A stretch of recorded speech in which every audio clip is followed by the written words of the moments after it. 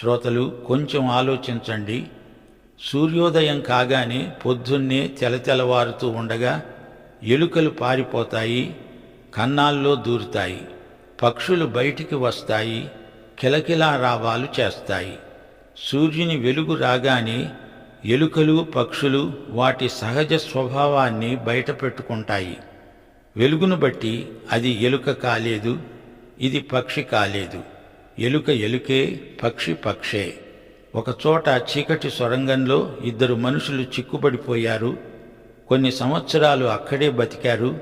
ఆ తరువాత వారిని ఎవరో బయటికి వెలుగులోకి తెచ్చారు. కాని వారికి ఏమీ కనిపించటం లేదు.